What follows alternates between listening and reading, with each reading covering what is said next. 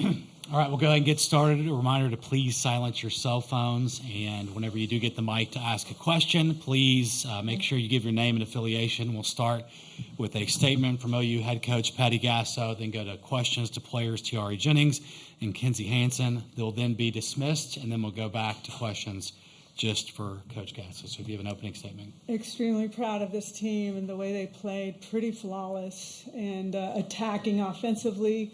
Pitching staff, all of them on point. Really wanted to give everybody an opportunity to get on the mound, and they ran with it. Defense on point. I mean, everything was exactly the way we hoped it would be, and very proud of this team. And we're really stepping forward, getting the day off, getting to recover is really important.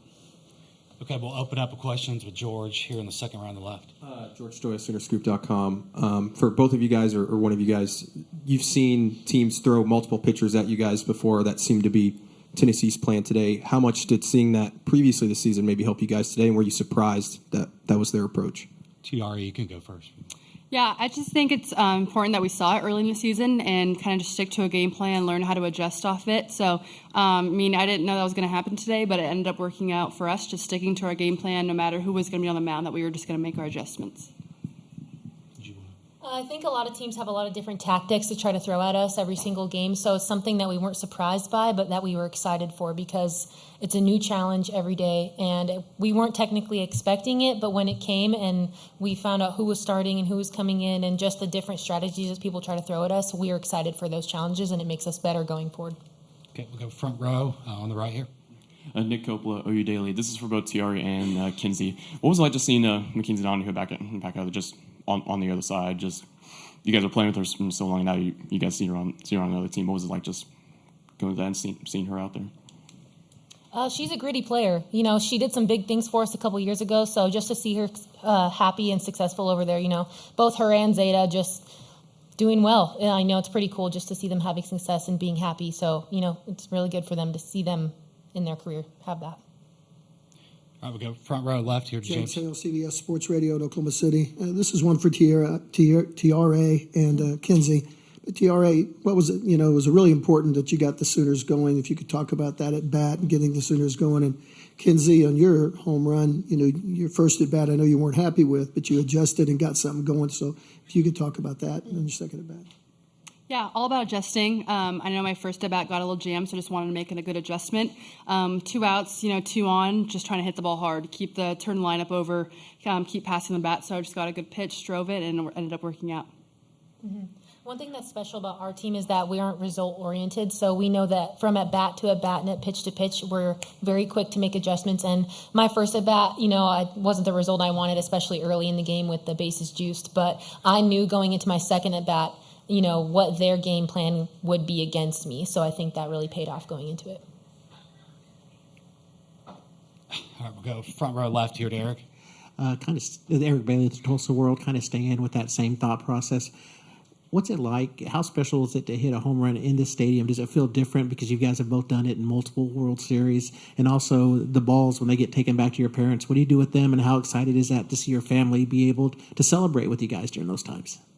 Yeah, super exciting. It never gets old. Just coming around, coming in clutch for your teammates and coming home, I think is the best feeling. But I get to always look in the stands and see my parents. It's just all our hard work and our dreams as a little girl just paid off. But my family just kind of gets passed down the line. So how many I hit, it goes to my brother. Then my sister just kind of gets passed down the line. Mm-hmm. So this ball ended up going to my grandparents who are here. So just a full circle moment, but it's super cool.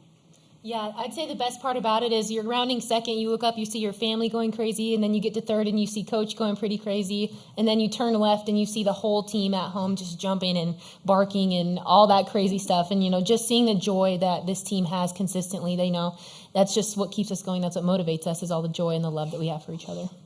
Okay. Mm-hmm. Second row left. Tarek Moss here with the Norman Transcript. For Kinzie, after that first inning, you guys loaded up the bases, but you didn't get any runs across.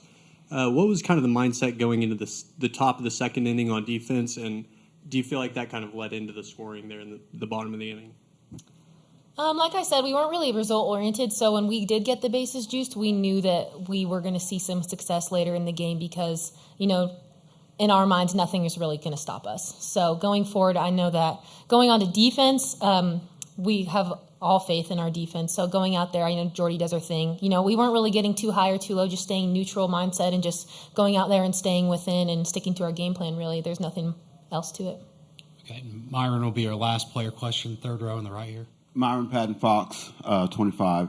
For both of you, and I'll go back to the regular season when Baylor, the second time you played them, they kind of said, hey, you got to show you can beat them, kind of talking a little smack to you, the different pitching lineups, power pitcher. Do you guys look at this kind of like, from a positive standpoint, people trying to prod, trying to find ways to beat you? Is that something you kind of relish in a little bit? Tiare, you can go first. Yeah, I think, we try and focus more on our game plan and not really what other teams are going to do. I mean, we try and look at what their game plans are, their tactics, but just try and see how we can get the best success off of it. So, I mean, teams can do whatever they want, but at the end of the day, it's going to be up to us and how we stick to our plan and how we trust each other. But, yeah, it's definitely just how it started. I agree with Tiare. I think that a lot of teams try to pull us out of our game plan and kind of distract us with a lot of things that are said about us and that they say to us. But the ultimate goal for us is to kind of keep our blinders on and stay linked arm in arm and united, because that's when we're at our best. All right, thank you, Kinzie and Tiare. Thank you.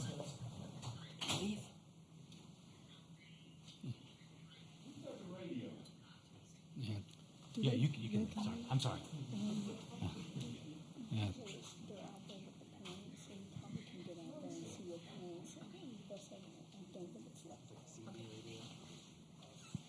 If not, if it's gone, you'll ride with Jimmy.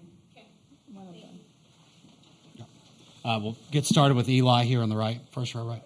Eli Letterman, Toast World. Patty, you got all four pitchers in today, but you had Thursday's game, Friday day off, and then today to think about who to start. What was the thought process behind giving Jordy the ball again? It's all about matchups for us, and I think maybe that's why they started their freshmen as well. So it's about matchups, but we also knew Nicole May and Alex were good matchups for them. So it was really hoping to get a lead to allow us to do the things that we did, and it worked out well. Okay, we'll now go to Eric, front row left.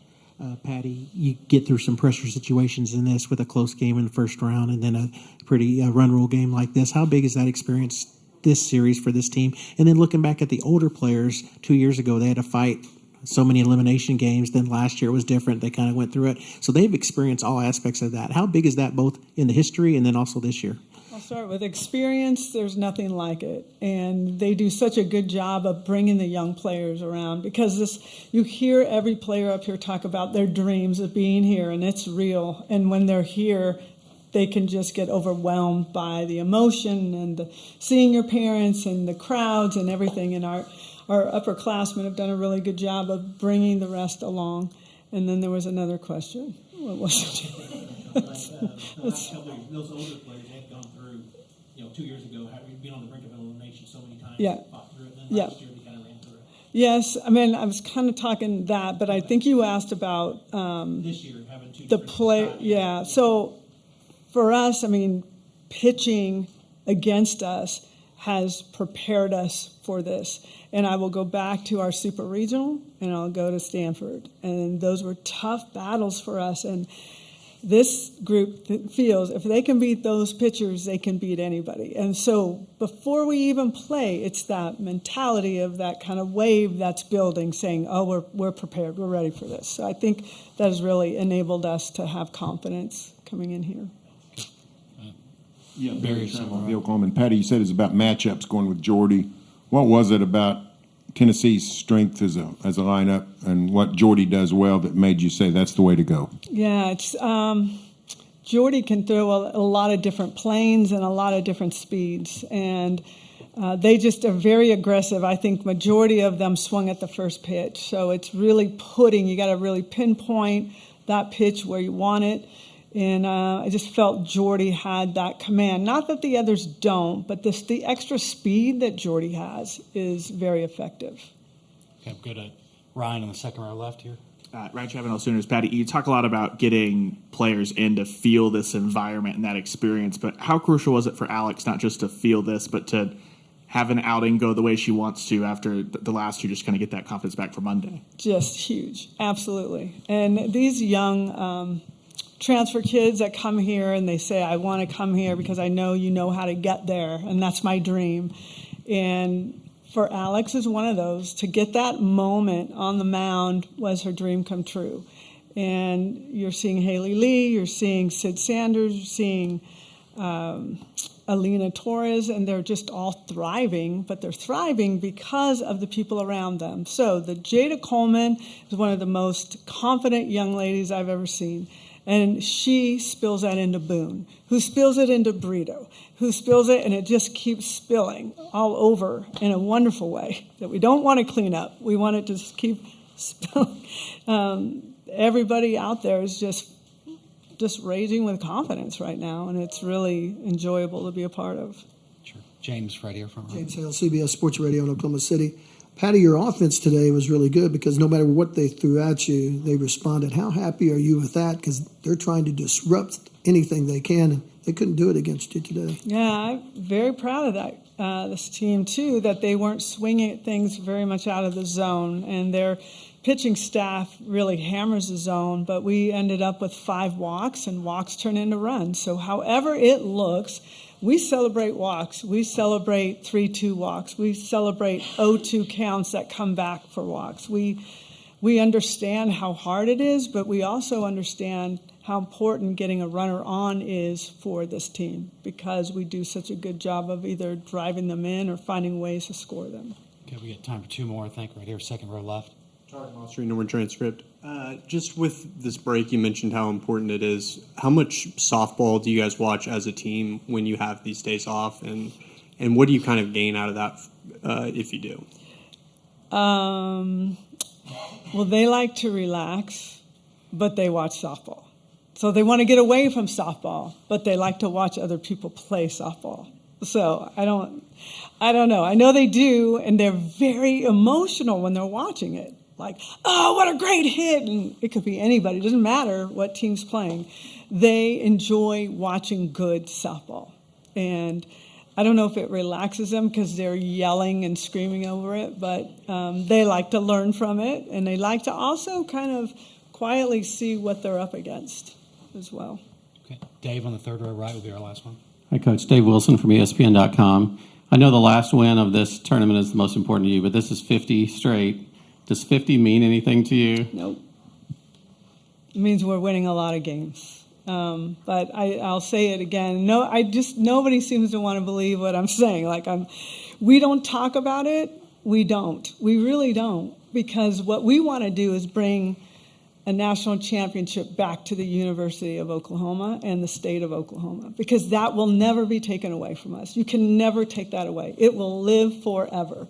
But I do know, because I've been in a lot of these races where there's a lot of records that people are breaking, So will Alo's home run record live forever? I doubt it. I don't think so, because I thought no one would break Lauren's, and no one thought Stacy Newman's would break.